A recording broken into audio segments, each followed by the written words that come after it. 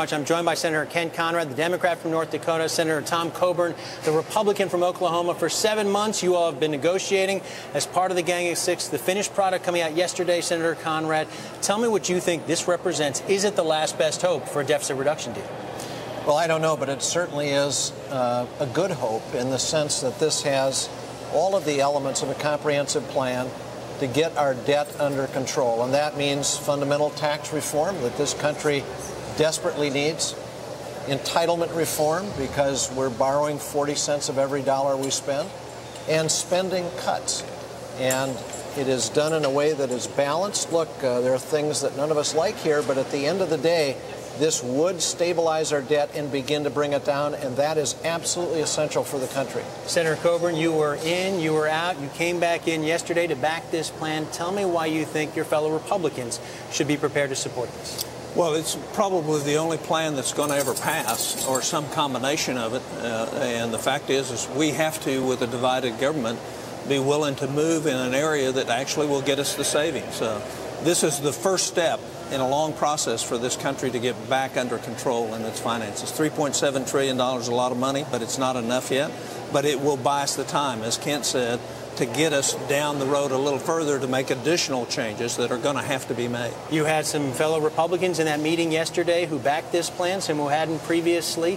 What's your message to House Republicans who thus far have been, at least the leadership, pretty non-committal? Well, I think they got to look at it and they got to see the details. It's like they all say, the devil's in the details, and as they see it, there'll be parts of it that they absolutely don't like, just as there's parts of it I don't like, and there'll be parts of it they think are pretty smart. But the fact is it's a compromise. You know, that's something you don't hear often here, but it's a compromise where we get something good for the country, and each side has to give up something that they didn't want to give up. This is the deal the president has been talking about as well. Tell me where the compromise is on your parts when it comes to entitlements. How does this plan tackle Medicare and Social Security, for example? Well, there are significant savings out of the health care accounts, Medicare, Medicaid, other health care accounts, $500 billion over 10 years.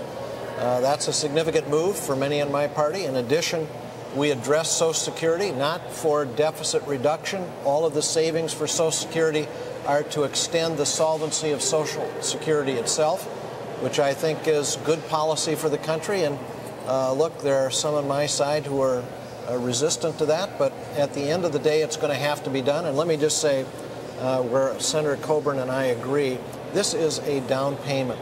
The hard reality is we're going to have to do more, but this is a good beginning, and it's a critical start.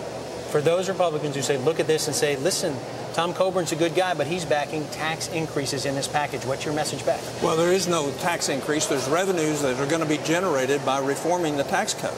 If you go back and look at the 80s, when Tip O'Neill and Ronald Reagan got together, they lowered everybody's rates and they took away a ton of deductions. We had 4.9% economic growth on average for 4 years in a row during that period of time. It wasn't all related to that, but a good 2.5% of that GDP growth each year was related to the reforming of the tax code. That's what we would hope would come out of this reform of the tax code. Are you confident House Republicans are going to buy that logic? I don't know.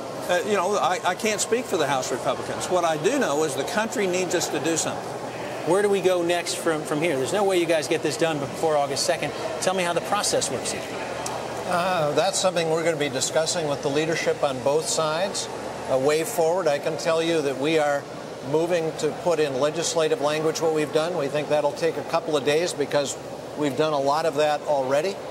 And then to get it scored, we don't think that'll take very long because of the elements of our program. Much of it has already been scored That's the to price help tag our from work. The Congressional Budget Office for those folks watching That's at right. home. That's right. When you talk about scoring, you talk about the estimates of what the savings are in this plan that are given the official review by the Congressional Budget Office. But do you think $3.7 trillion is a fair number right now? I think it is.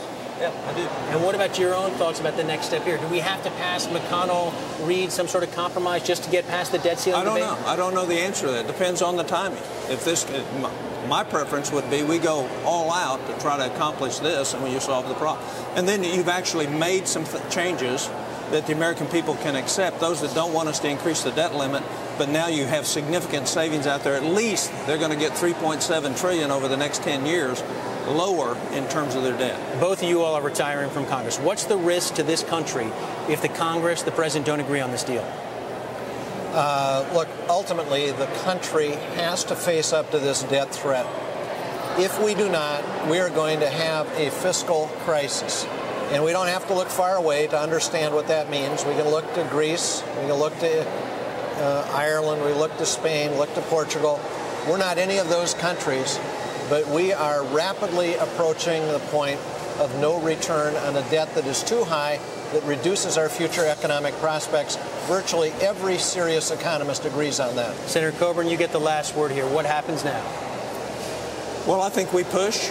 We try to build a consensus within the Congress and hope that we can do it in a timely fashion. All right. Thanks to both of you for joining us. Two members of the Gang of Six. Spent a lot of time behind closed doors the last 7 months, still talking to each other here. We appreciate you joining us here on Bloomberg.